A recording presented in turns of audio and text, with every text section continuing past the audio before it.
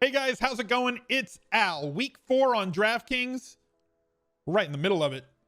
And I've got another head-to-head battle for you, a cage match. Just like every week. We're 2-1 on the season. We're doing what we can every single Wednesday to raise awareness and raise a little money for charities while having some fun drafting lineups on DraftKings, but in a different way than you normally do. For those of you who haven't watched these head-to-head battles before, if you play a head-to-head on DraftKings against somebody, you understand that they have access to the same value players, the same studs that you do, and you can have overlapping players. And sometimes when it's completely obvious, your cash games turn from a 9 versus 9 aspect to maybe a 2v2 or a 3v3 because you have 5 or 6 overlapping players. So the way that we do these, I bring a guest on from the fantasy industry. Today is going to be Scott Barrett from fantasypoints.com, and we're going to draft teams in a snake draft format, but using the salaries on DraftKings, and we can't have any overlap. If he drafts somebody, then I can't have him. If I draft somebody, then he can't have him. So it leads to a kind of a different way to build rosters. I invite you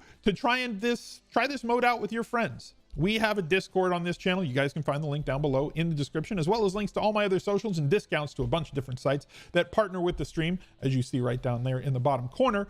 Go give them a little bit of a look. Support the places that support the channel. Drop a like on this video. You guys know the rules. We have a 10% rule here. We shoot for that on every single video.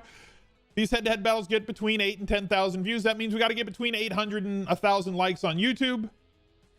You know the deal. Click something, reply, just click a damn thing. Let me bring in Scott, who looks absolutely nothing like the thumbnail, but I guarantee you, I will vouch, it is him. Scott, how are you doing this morning? I'm doing great, man. Thank you for having me on.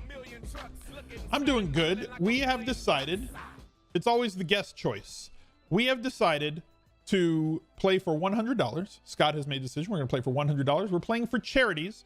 There are 2 different charities that we're playing for. I'm playing for the same charity, but if you guys wanted to get involved and take a look at who Scott is playing for, Scott is playing for the Down Syndrome of Louisville, serving Kentucky and Indiana. Their mission is to support, educate, and advocate for kids who have Down syndrome or adults who have Down syndrome in that area. Great charity. I will be playing for No Kid Hungry, as I do every week, trying to provide food for food insecure kids across America, especially right now with the pandemic, and a lot of places don't have schools that are open. They provide school lunches so that kids can actually do what they have to do when they're at school, and now they're doing more home delivery of meals to food insecure families. Very important charity, at least from my perspective. Scott, why don't you tell everybody before we get started where they can find you on Twitter, on social media, on Instagram, and where they can find your work on fantasy sports. Yeah, I just wanted to give a shout out to Down Syndrome of Louisville. That's a charity that's near and dear to Ryan McDowell's heart, who's, one of the nicest, sweetest, best guys around in the Dynasty community. He said, I love that they not only support people with Down syndrome, but celebrate them. They offer tons of programs and activities for education and everyday life. I work at fantasypoints.com. You could follow me on Twitter at Scott Barrett DFB. Some of my work coming out this week, expected fantasy points report is live now. It just a look back at all the best usage and volume by the best metrics you could ask for. Expected fantasy points, expected touchdowns, air yards, end zone targets, deep targets. We'll have start sit up tonight. We'll have my big DFS breakdown on Saturday, the Sunday morning update plus TLDR. Sunday mornings highlights all my favorite best plays, leverage, cash chalk, along with injury updates. The Thursday night live stream with John Proctor, the GOAT, and Graham Barfield. And my top value plays as per my DFS super model, a super advanced mathematical model that served me well for a number of years now. So be on the lookout for all that. And yeah, thanks for having me on. Not a problem. You chose to pick first. Yeah. I'm going to have second and 2, and then we go 1-1-1 the rest of the way. So where are you going to start off with? Who's your number one guy? 1.01. So I don't think he's my number one guy, but I just sort of couldn't sleep last night, and I simmed this a few different ways, and I liked my outcomes with him in there. And I think the edge goes to drafting second, I think. Okay. But I also have an edge in that I watched your first look Monday video. So I still back a little edge, and I knew this guy was on your radar. It's risky because he's hurt, but the rules allow for a late swap. I'm gonna go with Michael Thomas, who's 7,600. Way too cheap. When was the last time Michael Thomas 7,600? Come on. He's way too cheap, right? Yeah, and the Darius Slay-less Detroit Lions defense is a sev. He eats man coverage alive.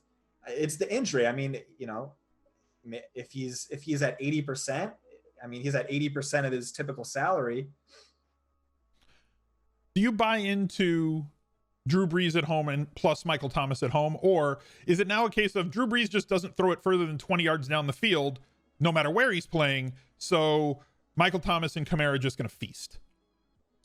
Yeah. So that's a big concern is the arm play, but way less for Thomas, who's like a low ADOT volume yak guy. So hopefully it doesn't matter. It hasn't really hurt Alvin Kamara's numbers. In fact, the increased volume on those short throws has been outstanding. So you lock in Michael Thomas. I get my 2 picks. Oh boy. I'm going to lock in a little bit of value. I think there's multiple value plays on this slate. I think there are multiple stud plays on this slate.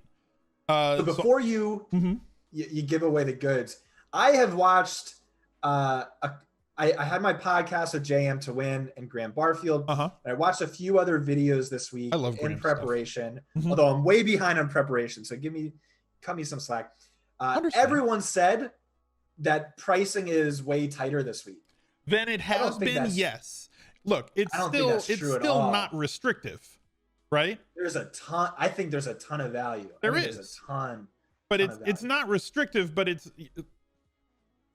was like FanDuel has been like pick 'em for the last couple of weeks. They've really kind of tightened it up a little bit. Yeah. Draftkings this week is more restrictive than it was in previous weeks, the last 2 weeks, but it's still not like super tight, super sharp pricing by any means.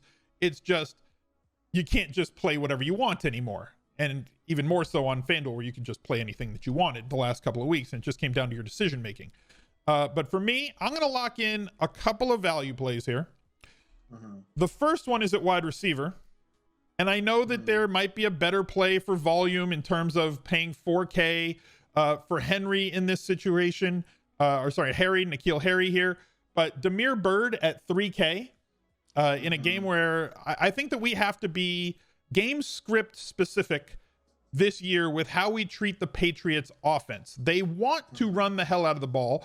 They want to play really, really slow. So in games where they are favored by probably 6 or more points, and or at home like they were in week 1 and they were in week 3, I'm probably going to avoid the passing game, meaning the outside wide receivers, for the New England Patriots. In games like in week 2, where they played at Seattle, or now here in week 4, where they're playing at Kansas City, a team that's going to force you to play up tempo. You're going to have to score 25 to 35 points to have any sort of chance to beat them. You're going to have to utilize the outside guys. And we saw what happened in week 2 with Cam Newton. Obviously, Byrd is at best, let's say, 3rd on the team in terms of expected targets, behind guys like Harry, Edelman, and even possibly James White. He's back at practice if he plays this weekend. We'll probably out target him. But if I can get 5-6 targets out of Damiere Byrd at absolute minimum salary with touchdown expectation in a game that I think is going to be higher scoring from the opponent's side than Monday night was with Baltimore, give me Damiere Byrd at $3K and just open things up. It's a cage match specific choice. If this was a head-to-head game, normally I would, where I know where I'm going to be able to mess with lineups, I probably would have taken Harry here. I'm going to take the 1,000 in savings to be able to spend that later. And I'm also going to take somebody that you may or may not want, but I definitely want him in my lineups this week. Kenyon Drake at 6K is still way too cheap. I'll take the approximately 20 touches that he's going to get, considering that Carolina has allowed in the last, 19 games that they've played in the regular season, a touchdown to a running back on every 13 and a half touches. So I think Drake gets into the box this week. I understand that people are sick of playing him. I understand that people have been burned by him in the last 3 weeks, but I'll take an 18 to 20 touch back against Carolina pretty much every week. Y'all didn't trust me on Austin Eckler last week. Like, really didn't trust me. I'm fine with it. You make your own decisions. Fade me to your own heart's content. Do whatever you want. Al's crazy. He's going back to, I'm going to play running backs against Carolina every single week. So give me Kenyon Drake. I've spent $9K on my first 2 players. I can basically, I feel, do about whatever I want with the rest of this lineup. Are you in or out on Drake this week, or are you in or out on playing running backs against Carolina? So this went about as poor of a start as this is what I meant when I said you have a big advantage going second, and I shouldn't. Would you have taken Thomas 1?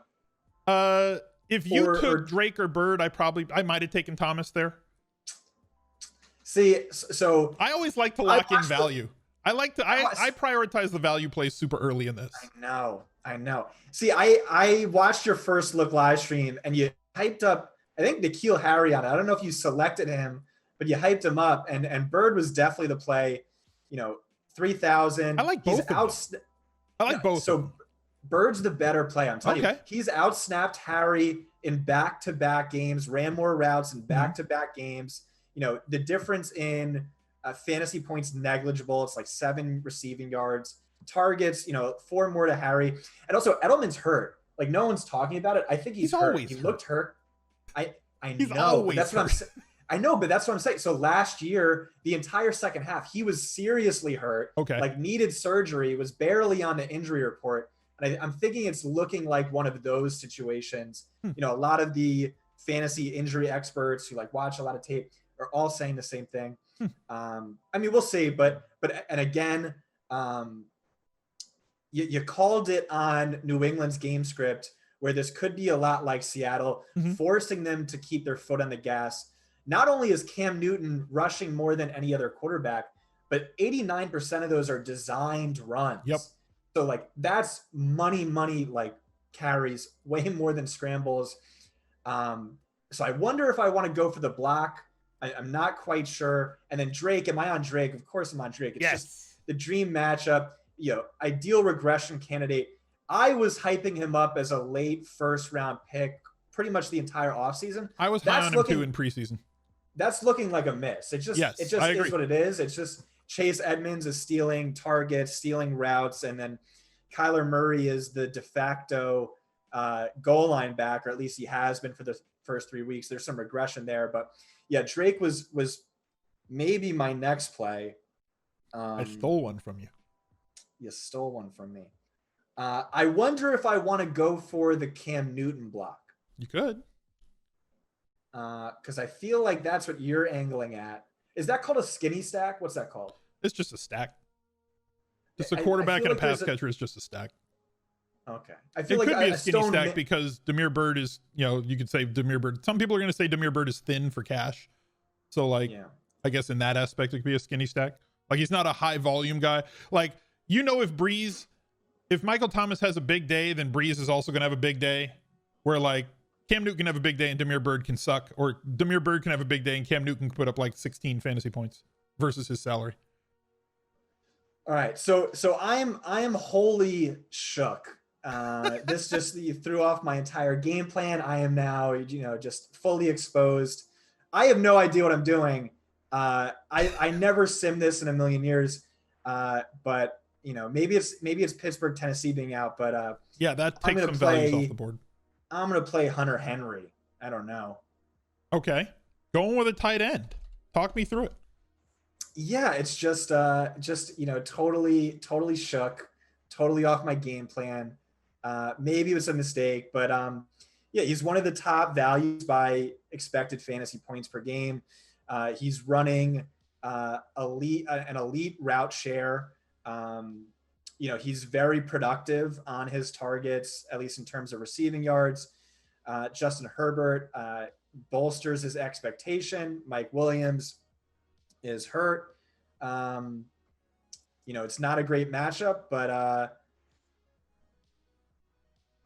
it's a fine value. It's probably one of the better values of the position. He's somebody who pops for you on this slate, and I don't think people realize Mike Williams being out, what that does to Hunter Henry in terms of red zone and end zone target possibilities.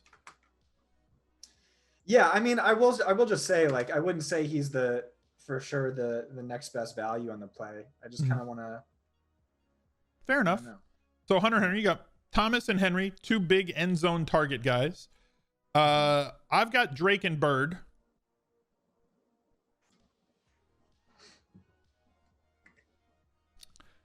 I'm going to go with Ezekiel Elliott. Home, favored, running back, inclusion in the passing game, expectation of 20 plus touches, and basically all of the inside the 5 work, like 83% of the inside the 5 work goes to Ezekiel Elliott, with the exception, obviously, of those 3 goal line, sneaks by Dak in whatever week that was, week 2. Zeke is going to eat. He is a game flow independent running back, as you see. If they are playing from ahead, Zeke is going to get over 20 carries. If they are playing from behind, Zeke is going to get a lot of targets, which are extremely valuable. I think that 1 target to a running back, please correct me if I'm wrong, but it's somewhere around like 2.7. Like 1 target to a running back is worth 2.7 carries in terms of fantasy. And the fact that he is going to get somewhere between 5 and 8 targets in most games, with an outlier, of course, coming against that Seattle defense where they were down like 17 points and came most of the way back and then lost it in the last second. I don't expect 12 targets to Ezekiel, but you know that it's on the table if they do get behind. I don't expect them to play from behind against Cleveland. Cleveland, yes, they want to run it. Yes, they want to play slow. They'll be playing up in pace this week against the Cowboys, who are getting off like 75 or 78 plays a week so far through 3 weeks. It's absurd how fast this team is playing. People thought that Pollard was going to usurp his usage in the passing game. That didn't happen. It hasn't happened in 2-minute drill. It did not happen when they were far behind in games. Zeke is the big dog. You don't get a feed me tattoo that's the size of the Mona Lisa on your stomach if they aren't going to give you the ball a ton. And 7,800 is criminally cheap for Ezekiel Elliott. Right. So so I think probably the best play in terms of, so I think he's the number 1 guy is what I'm saying. Every week, he should be 9,500. Yeah. So all of my numbers say he's the best play by expected fantasy points per game. He's averaging like 6 expected fantasy points per game, more than any other player. He's had some really bad touchdown luck that's going to regress. Dak scored 3 rushing touchdowns the other week. And we know he's not an inefficient player, though he's scoring well below his volume-based expectation. Without Christian McCaffrey, without Saquon Barkley, he is that top alpha Uber back that, just swings slates. I love the term Uber back. That's good. Yeah, that's a Sean Siegel creation. I like he's the 0 RB guy, and then he started sweating, in the McCaffrey Saquon era, and is like, well, minus these 4 or 5 Uber backs who play every down, catch passes, get 20 carries, and that's clearly Ezekiel Elliott. Yeah. They're like a wide receiver 2 and an RB1 combined. Well, so I think that's like Alvin Kamara, where he's like almost literally a wide receiver plus. But he's never going to get you 20 carries. He'll get you 12, maybe 14 carries. Where like Zeke will get you a few less targets, but 20 touches and all the inside the 5 work. Yeah. All right. We're kicking it back to you. Michael Thomas, Hunter Henry, and? Yeah. So this is this is not going the way you wanted so far? Yeah. So my hope was to let you beat yourself. And then instead of doing that, you decided to beat me, which I've got way too much experience in the cage. I don't win every cage match, right? As evidenced by losing to Drew by like 65 points last weekend. But at the draft, I liked my lineup at the draft. Yeah. Okay. So I'm going to just go with one of my guys. Just team hashtag my guy. And that's Clyde Edwards-Helaire, who was I like him this a circle your draft player for me all offseason. I think Damian Williams opting out was actually bad for me, just because he was just a must draft pick. He went from the 3rd round to the top 7. Yeah, you were getting him in the 3rd round, and you're like, well, that's done. Yeah. So I don't think he was ever a realistic threat for touches. But again, this isn't a matchup, and maybe you can tell I'm still neck deep in redraft content, Mm-hmm. and still haven't even really dug into matchups. So like a lot of my guys have questionable matchups, let's say. But I mean, just in terms of volume, in contrast to salary, in terms of touchdown expectation, in contrast to salary, he's a top play. I mean, I don't disagree with you, right? So Clyde Edwards-Helaire is a 20 touch guy. Granted, against the Chargers, who are a really good defense, and against Baltimore, who is a really good defense, and on the road for both of those games, and taking nothing away from New England, they're a really good defense too. Not quite what they were last year, but still a really good defense. He may not get 4.5, 5 yards a carry, right? I know that's not the best efficiency stat, but you know what I mean. But his inclusion in the pass game with 14 targets over the last 2 games and scoring 18.4 and 13 points without getting himself into the end zone bodes very well. We want these players that can get to their salary expectation without getting into the end zone. You want guys who reach value on volume alone, and Edwards-Helaire is exactly the type of player that can do that for 6.4K. He's getting into the end zone this week, though. Look, it's coming. With that volume, you almost have to, right? Like, you can't. Yeah. It's one of those things. Like, this is why we always chase volume and I never chase touchdowns, is because guys who get the ball a ton and get the ball inside the 10-yard line and inside the 5-yard line, and that included in the pass game in an offense that is as diverse and talented as the one that Kansas City has. You know, we know that Belichick likes to take away the favorite toy. Who the hell is he going to take away on the Chiefs, right? Okay, we're going to take away Kelsey. Great. So Hill and Helaire are going to kill you. We're going to take away Hill. Great. So you death by Kelsey and 1,000, death by 1,000 paper cuts with the short yardage stuff. Like, there's nothing that you can do. And then they also have big playability with Hardman as well. So like, you can't play that style. Most teams only have that one big weapon that they lean on. The Chiefs have like 3. It's the perfectly balanced offense, and then a quarterback can get anywhere they want. So like, I like Helaire. I love his volume. And as you said, eventually he's going to get in the box. That's kind of how I feel about Drake as well. For those people who have been following me for years, they know that I kind of like to play all the dudes. I also feel that the cage match isn't about extracting best in slot value everywhere up and down the list. It's about inflicting as much pain as I possibly can on my opponent. And knowing that you selected Michael Thomas with your first pick makes me have to go get Alvin Kamara at 8K. Oh my, yes. Great play. So like, great block, great play. So there were like multiple ways for me to go about this. And I didn't have a preference point in whether going for Z Kamara full VAP and then maybe a few punt and like a Demir Bird, which like he's just a great play. Like I don't see that as a full punt. Or just going like straight up value at every single position. I guess the stars and scrubs versus full value. I really didn't have a preference. So I'm just like glad it's shaped up like this, because like, I think, your viewers are going to get, really this is like the 2 routes you can go. Yeah. And like, I don't know which one's better, probably Smizz's approach, but yeah, you're going to see the 2 lineups. I mean, look, I don't know what the right approach is. Obviously, Alvin Kamara has benefited the last 2 games with Michael Thomas being out, getting 23 ridiculous targets. As I said before, like over 2.5. Every target that a running back gets is worth like 2.5 carries, like 2.63 or something around those lines. It'll be in Best Buys. Don't worry. I've got the stat. I just don't have it in front of me. So fact check me with my own article later. He's never going to get me 20 carries. I don't think he's going to get 12 targets with Michael Thomas back, but 8 targets and 12 carries is kind of what I expect to see from a Detroit defense that is, let's just say, leaky, right?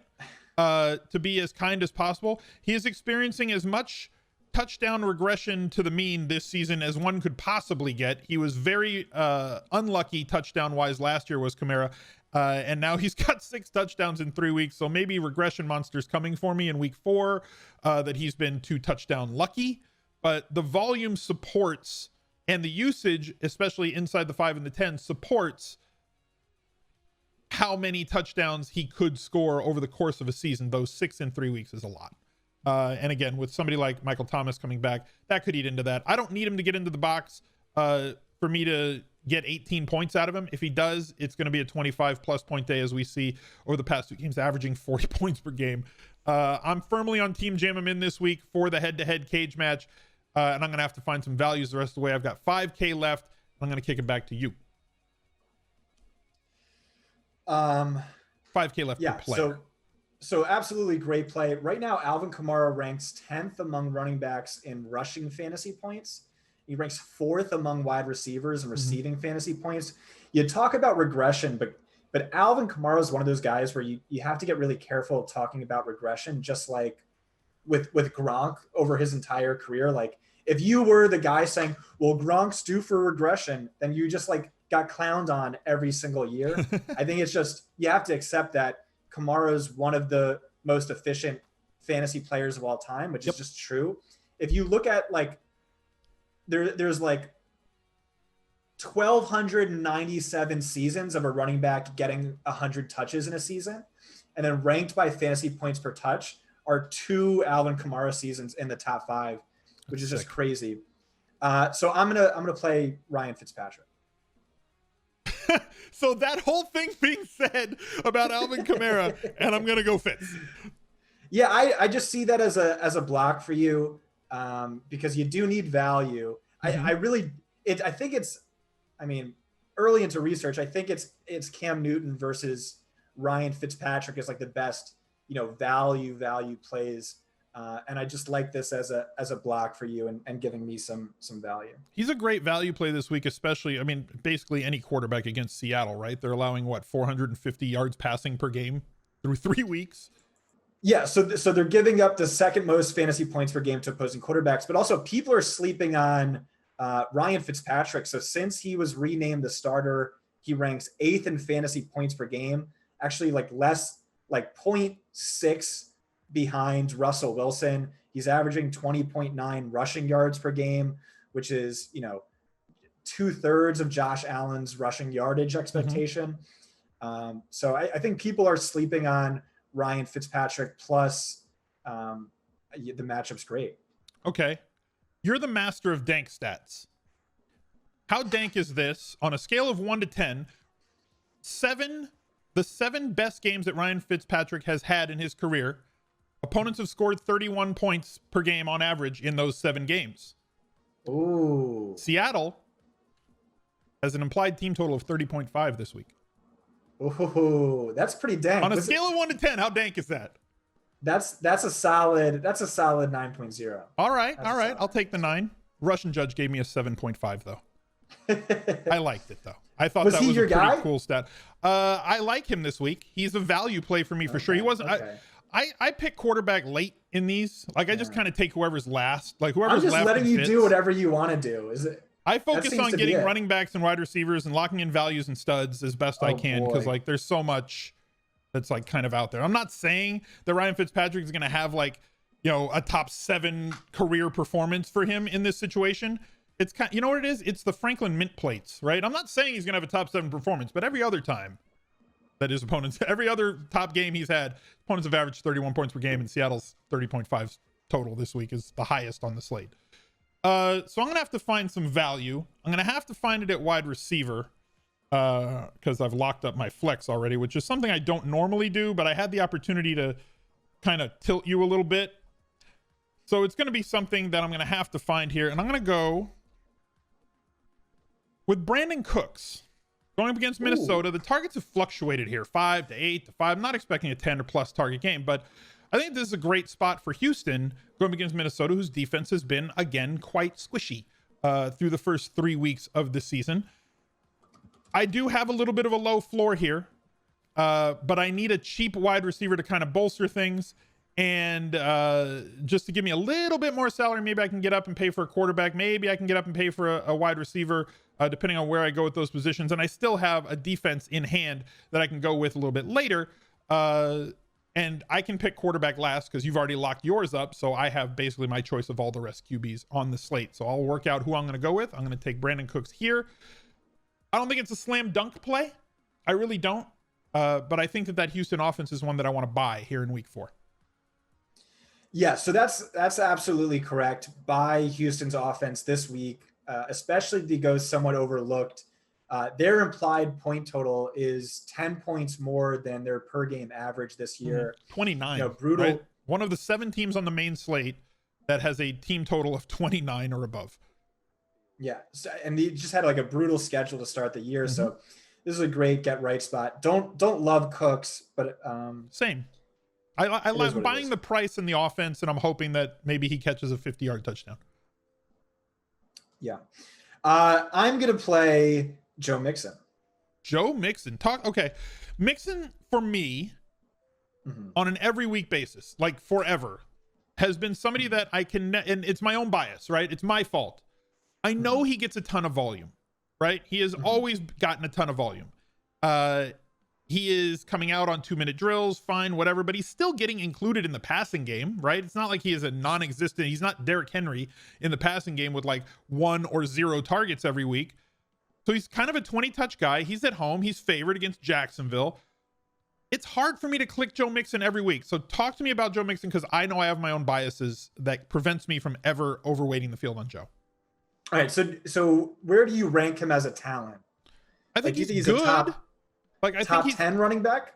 I don't know. 15? I never think about talent at running back. I think about it before the season. I think about it when it comes to the draft. I think about it when I'm trying to sort out depth charts. But at this point in the season, from a week-to-week basis, we know who it is. So I focus more on volume and touchdown expectation in the whole. He clearly checks off basically all 5 boxes that I have for running back selection, which are, does he have an expectation of 20 plus touches? Is he included in the passing game? Does he get inside the 5 carries? Is he at home? Is he favored? Those are the 5 boxes. He clearly checks all those. And I still can't sell myself on Joe Mixon. And I know that he's too cheap at 5,800, but so are all the other running backs. He's good. I don't think he's bad. I'm saying, this is my own personal problem. And I need to get over it because I know he's too cheap this week. Yeah, I think people are going to overthink him. So he is seeing terrific volume, easily top 10 volume in expected fantasy points per game, 17.3 carries per game, 3.0 targets per game, nearly all of the teams near end zone work. And he's putting up top 10 volume in spite of the fact that the team has a scat back who steals passing down work. And the team has spent just 19% of their plays leading thus far. Guess what? Cincinnati's finally favored to win a game. Throughout his career, Mixon averages 17 fantasy points per game in victories, 12.2 fantasy points per game in losses. He's not producing up to what his volume would imply. Again, it's top 10 volume in bad game script, so should be even better in good game script. But I do think he should overcome that poor inefficiency. Bill Belichick called him the best running back in the league. We saw what he did down the stretch last year. So I think he's a great value. And I think there's a ton of great value at the running back position this week. Yeah, that's just been the case on DraftKings pretty much every week. Is it and I love it. I love being able to say that I'm realistically going to get, 65 to 70 touches out of my running backs. That is the way that I think you should look at playing your cash game lineups on DraftKings, is to try and plug in a ton of volume. You clearly have it with Edwards-Helaire and Joe Mixon here, and you can get there with your flex spot if you play a third running back. And there's, as you said, there's values everywhere on the slate at running back, seemingly every week on DraftKings. I went for the high dollar ones. You're going for the mid-range ones, and I don't think that either route is wrong as long as you stick to those. If you try and stick to the 5 boxes, you're going to do great in terms of your cash games on a week-in, week-out basis on DraftKings. So for me, I know what you can do, and I kind of feel like I know what you can't do, and I know what I want to do, and I want to lock in DK Metcalf. Oh, what a you jerk. Don't like it? Oh, what an absolute jerk. Every week play for me, pretty much. I know that all the attention is going to go to Tyler Lockett, and Tyler Lockett is great, but I think DK Metcalf is great too. And you can make the argument on DraftKings being full PPR with Tyler Lockett out targeting DK Metcalf, that he is the better DraftKings specific play. But he's also 200 more expensive. Like I said last week, and somebody asked me on the Anti-Tinker cast right before lock, who do you like better, Metcalf or Lockett. And I'm like, you're asking me to choose between my two children here. I can't pick a favorite. They're both basically the same from a fantasy projection point of view. Metcalf being more big splashy and having more end zone targets expected on an every week basis, but Lockett is great also, and whoever scores, one of them is going to have like a 2-3 touchdown week and the other one's not, and that's going to be the best play, and I can't predict that. So that happened last week with Lockett. DK Metcalf has some regression coming his way in terms of end zone targets, where he led the league last year, and I think he has 1 or 2 so far through 3 weeks. I think that's going to improve. Miami is really not good defensively, and cornerback matchup really doesn't matter to DK Metcalf. We saw him roast and toast Gilmore against New England. He's just an unguardable force, in my opinion, both in short yardage and down the field for how big and how strong and how fast he is. An impossible combination of skills. I could have gone Metcalf here. I've already kind of mapped out where I want to go with the rest of this team, and I can get what I kind of want. So I'm going to lock in DK Metcalf and get some value out of that Seattle-Miami matchup. Again, the highest team total on the week. You're not happy. Oh, Smiz. So my whole thing was going to be that I didn't want to just beat you. I wanted to humiliate you with a Miami Ryan Fitzpatrick stack. You still can. I can't take Lockett. Of Parker plus Metcalf. And just build like a great GPP lineup that drops 180 on you. and now my whole game plan. You can still take Lockett. It's not the same though. It really is a Metcalf week. It's like the matchup is so perfectly suited for Metcalf this week. And maybe he doesn't Leon let a ball out here and get it knocked out for a touchback. Maybe that doesn't happen. He wants to get back in the end zone. But so we have a guy at fantasypoints.com, Wes Huber, who worked at PFF for like 7 years, breaking down coverage cells, route types, grading games, watching like 90 hours a game per week. And now he works for us and he writes fantasy articles. He has the best wide receiver versus cornerback matchup article in all of fantasy football. Check it out, read it. But his number one guy was DK Metcalf against Xavier Howard. For this week, you're saying? For this week, yeah. So okay, so you tweeted out a nugget from that last week that I shared in Discord in the Subs NFL channel.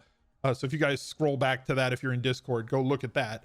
Scott tweeted out something from that article that said, based on the gentleman that you're speaking of right now, wrote up last week that, yes, AJ Green is getting all the targets, but it was against zone coverage, and now he's Joe Burrow's playing against man coverage, and when he does that, he tends to bleed inward with his progressions, and so it was Boyd that was going to have the big game and had the good matchup in week 3, and he was correct. Boyd had a fantastic game, and so now you're talking about that article this week, just to give some background and some perspective, because people may not know who he is. I'm just telling, he hit last week is what I'm saying. So not just that, someone else shared another analyst article saying Nickel Roby Coleman, who he was going to go up against, is a premier corner to avoid. And so like Wes just responded because he added him with it. And he was like, no. He was in a zone scheme and now he's in a man scheme and he just clearly sucks in man scheme. And, he only made 1.3 million. So like clearly NFL teams didn't value him as a top end talent, whatever. And he was just telling me, he was like, yeah, I think there's a chance he gets benched this week. And what happened? He got benched last week. So, the guy putting out phenomenal work. This is a risky play, but I'm just wholly, swinging for the fences at this point. You're all in. My game plan's out the window. If this is what you do, Smiz, you're a formidable opponent. I have to say, David Johnson. If Duke Johnson is out, like I said, 10 implied total 10 points above their per game average. He's getting 90% of the snaps, 85% of the carries, 12% target share after like the worst matchups a running back can get in Kansas City, Baltimore, Pittsburgh. Minnesota's defense, easy matchup. And I don't know. There's a lot of really good running backs in this range. There are. But I'm just going to hope Duke Johnson sits out and this is a smash spot. So I got 2 questions for you, and neither of them are critical of this pick. You guys know that I love David Johnson, always will. He was on that Millie Maker team, so he's got a special place in my heart for eternity. I want to steal some of your thunder real quick. Go for it. I read your article every year on ESPN, Yeah. and the one week I retweeted it out was the week you won the Millie Maker. I was like, wow, Smiz really killed it this week. These are great plays. I didn't play nearly enough of them, but I had like that lineup had like 6 of the guys that were in Best Buys too, right? You got my blessing. It was like Cam Newton, David Johnson, Benjamin on the Chargers. You know, it's like it was a lot of dudes. You deserve credit. You basically played your entire list. I do every week. Yeah. I basically, my core is what's in Best Buys every single week. So like, that's just what, like, look, here's the guys that I'm going to be heavy on this week and that I am interested in. I'm going to try to overweight the field on most of them unless things change. And like this year, things are changing more every week than other years, right? Just because of the situation and so many injuries and so many hamstrings and everything that like, there's more value popping up on Sundays than has ever popped up before. So, this year it's been hard for me to stick to that because there's just so many more options, but I do genuinely try to overweight the main players that I have in Best Buys every single week. So David Johnson, the matchups in my opinion are what's holding his carries down, or is he somebody that can't sustain carrying the ball 20 times a game anymore? Or is that just not BOB's offense? So that's question number one. Yeah. So you are like I am, a volume whore when it comes to the running back position. Volume over everything. And like that's what you need to be. He's getting 85% of the carries. There's just not a lot of them because, you know, the matchups have been game script. They're behind every game by 2 touchdowns. And game script. Yeah. It's really both. So like if they're playing from ahead this week, then I just want to know physically, can he handle 18 to 22 carries because he is what he is? I just think he's going to get it because, you know, that boneheaded trade, they can't let themselves look any dumber than the already look. Yeah, they're pot committed. That's my read. They're pot committed here. So my second question is about a second player here that neither of us took, but I think he's important to talk about because I think that he is kind of a point of contention this week. And I think that we're going to see a lot of analysts be in or out on Darrell Henderson Jr. Got split snaps essentially in week 3 with Malcolm Brown, but maybe they were playing the hot hand. He's looked really good. Every time I've seen him on a field last year or this year, he's looked really, really good. 20 carries last week after 12 the week before. Was this just a hot hand situation, or is he now the main guy with Cam Akers out? And if Cam Akers remains out, is Henderson going to be an 18 to 22 touch guy, in your opinion? You are an expert. So I want your opinion. This is heartbreaking. So I led at least in Dynasty, I led the Darrell Henderson season hype train last year. And then this year, you know, one of my circle your draft players was Cam Akers. Yeah. And it's just like, I watch or read all of the post-game press conferences, and like Sean McVay seems to be as much of a Cam Akers truther as I am, where he's like, he got the starts in both games to start off the season. And he's just like, we really like Cam Akers. We have a lot of faith in Cam Akers. We need him to get healthy. And now Henderson's like exploding, and it's just like a year late, heartbreaking. Yeah. You know what it is, Smiz. It's this Sean McVay, offensive genius. And unlike really some of the other ones, like an Andy Reid, he loves to run the ball. So we know there's so much value in this backfield. If he can get like a Todd Gurley-esque share of the volume, then this is just like a nuts play. The question is, does that happen? Does it materialize? My thing, he's not hyping up Henderson to the same extent he's hyping up Akers, which makes me believe like Malcolm Brown's still gonna find his way to plod out, you know, he's so boring. 10 carries or so. He's so boring. Like you watch him carry the ball and he's so boring. And then you watch Henderson carry the ball. And maybe it's because like, you know, he's a very active upper body runner. So like the dreads are flopping up and down every time he runs, but like he's ripping off 6.8 yards per carry against Philly and then 5.7 against Buffalo in Buffalo. And now he gets the Giants. And I understand you're a Giants fan. So like, I understand that, you know, this is going to cut you a little bit, but they suck on defense. They allow like one of the worst third down conversion rates in the league. Like if you have third down, you're going to get a first down. And the Rams are one of the best teams in terms of third down conversion rates, which to me, I like it when the puzzle pieces fit together. So when you put those two puzzle pieces together, this team should be playing from ahead. They have one of the highest team totals on the week. Neither of us selected Henderson Jr., which is why I kind of wanted to highlight him here. I wanted your opinion on him because I think I might be too high on him this week, which is entirely possible. But like all the signs point to yes. If we're consulting the Magic 8-Ball, all signs point to yes. So he doesn't actually stand out to me as the number one play at that pricing tier. Yeah, you took you took Johnson and Mixon over him at essentially the same price. I'm saying there's two more. Okay. I'm saying Mike Davis, we're volume whores, right? Yeah. He just saw Christian McCaffrey usage. He just saw top 5 usage. What about David Montgomery, who's already seeing high-end RB2 volume? Mm-hmm. And if Tariq Cohen out. Is he a bell cow now? He might be. Does Cordarrelle Patterson scare you? I don't know. Like there's the other question there in Chicago. We're digressing from like the turn, but like I like the discussion, so let's just stay here because it's my channel. I'm gonna do what the hell I want.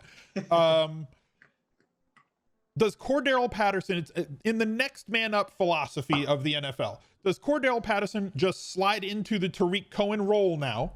Is he just that dude in that offense and David Montgomery remains in his role in that offense? Or do they change David Montgomery to do they change their stuff instead of using next man up, and David Montgomery is going to continue to do David Montgomery things, and now Cordarrelle just steps into Cohen's role? Because it could go one either way there, and I don't know which one it is.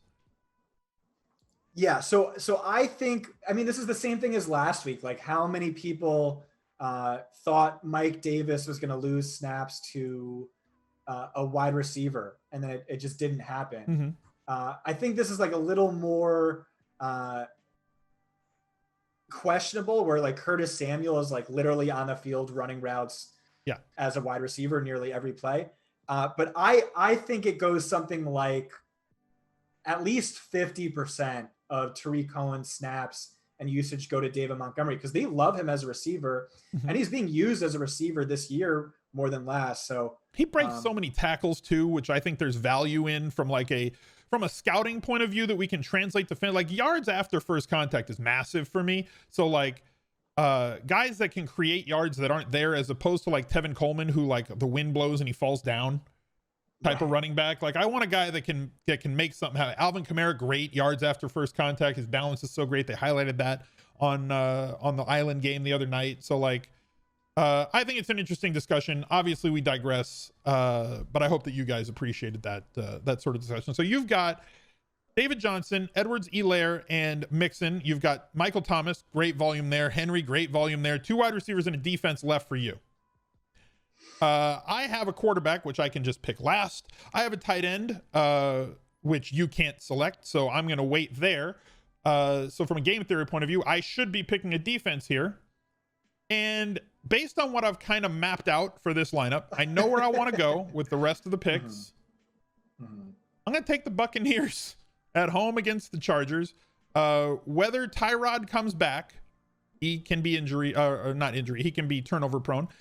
Give me a rookie quarterback who focuses in on literally one dude. And the Buccaneers have, last year they were the reverse turtle, right? They were really tough and strong on the inside and really weak on the outside. Well, now they've got these young cornerbacks that are starting to come into their own, where I don't think anybody's going to stop Keenan Allen, but you can disrupt him and make him less efficient.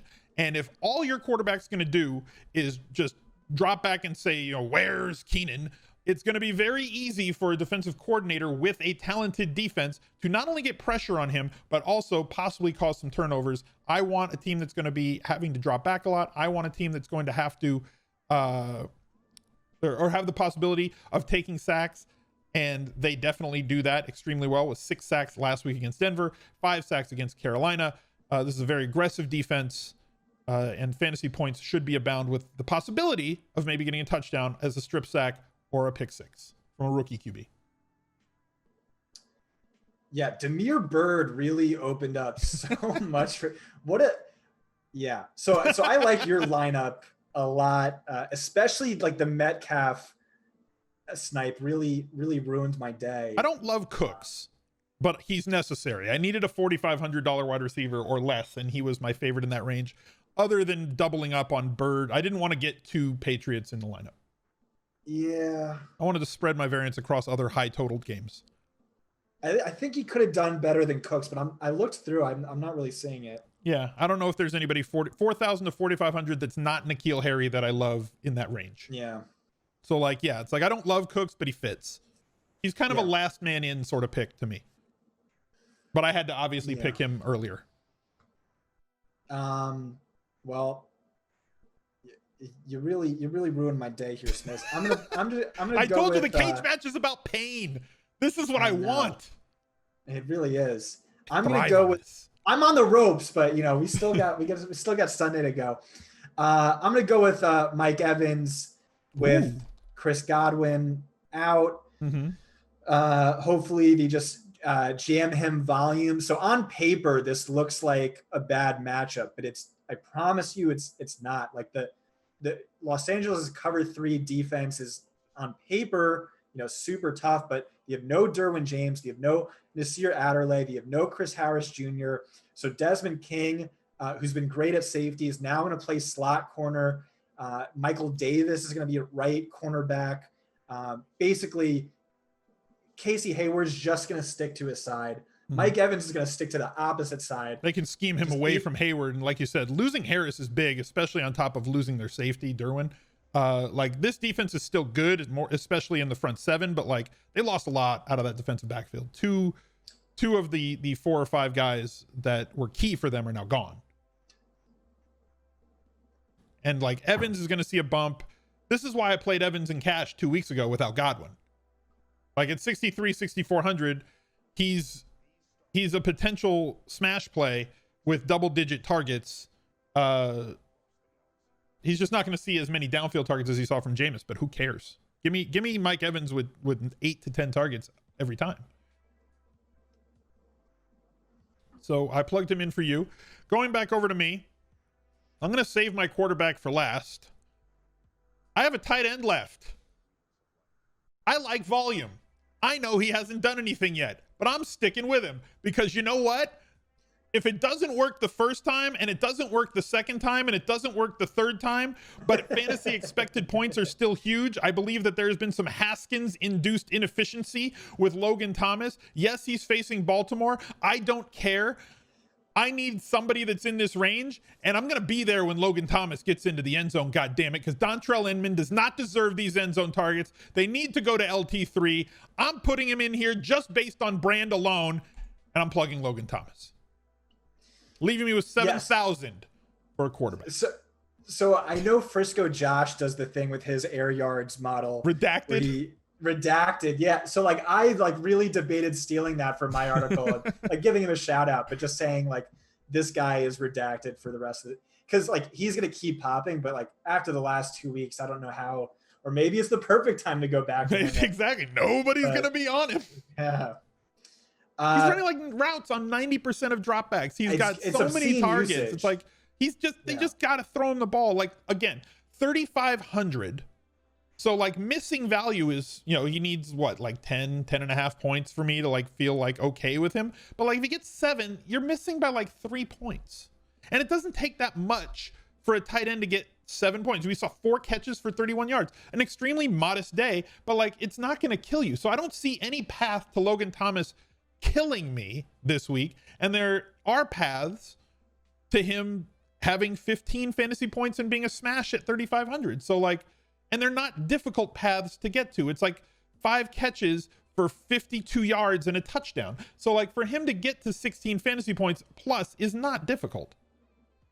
I wish like a good tight end saw that sort of usage, like right? TJ Hawkinson or Chris Herndon. He's getting elite level fantasy usage. Really. And again, Haskins induced inefficiency. And yes, I understand that Haskins isn't changing, so there's no regression coming there with Haskins' efficiency. Maybe he just suddenly gets good against Baltimore. But I doubt it. But I'm playing Logan Thomas anyway. So could I let chat pick my next play between 2 guys, or is that cheating? No, you can if you want. I mean, chat's a couple of seconds behind us, but you can give them a couple of I feel possibilities. I feel like you're looking down on me. I'm All not. right, No, so- do it. I love chat integration into the show. So my next two plays are, it's either Devontae Parker to complete the stack. Usage hasn't been elite, but it's been very good, especially on a market share basis. Because remember, week 1, he saw like 5 targets on 9 routes and then left the game early. Yeah. And then last week, Fitzpatrick wasn't really pressed to throw, but he did see, the best volume of all the receivers. And the matchup is great. And then Terry McLaurin is still way too damn cheap. And it's maybe like maybe there's some game theory there, like off of Logan Thomas. That's probably overthinking it, but you don't really need a game theory against Logan Thomas.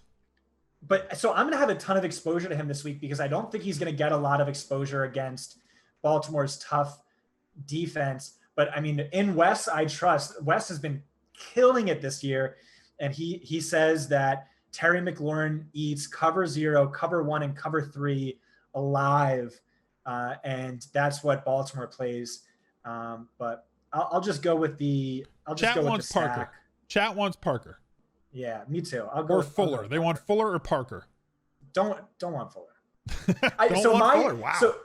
So here's why. So I ran my projections, and my projections said that Will Fuller was going to tear 1.3 hamstrings this week. So he's going to tear both of them. So it couldn't 1.3. 1.3. So couldn't play him. A little more than one hamstring. your advanced injury model. Right. So you're going with Parker. And go ahead and pick your defense because I can't pick a defense. So this will be your last play. I have no Seahawks. Do I just play Miami? That's crazy. I mean, I'm left with garbage. $2,500 defense. At 2,100, right? You picked. Oh Parker no, I there, still. Right? You have 2,500. You have. Crap! The Texans, the Browns, the Lions, the football team, and the Dolphins. Wait, hold on.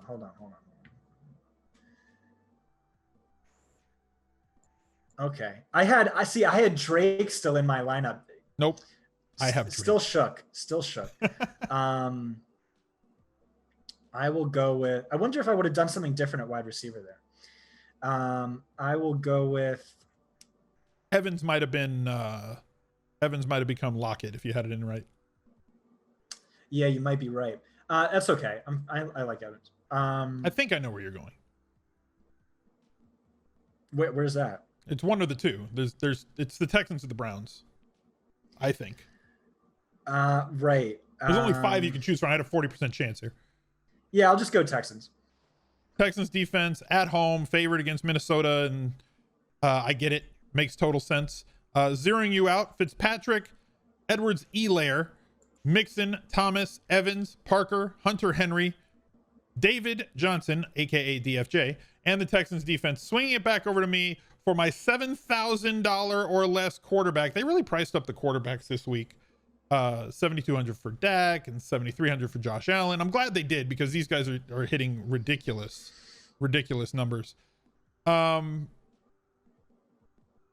I could go with Cam playing against Kansas City, but I want to focus on quarterbacks that have a really high team total. Cam does not really have that. I like Kyler Murray a lot, but I'm not going to play against my own Kenyon Drake hand here. Jared Goff at home, one of the highest totaled games, but I do have a little bit of correlation with this with Deshaun Watson at 6,600, who I think is one of the better value plays at quarterback this week, along with Cam. Gives me rushing floor plus upside here again in the first actually good matchup that he's had on the season.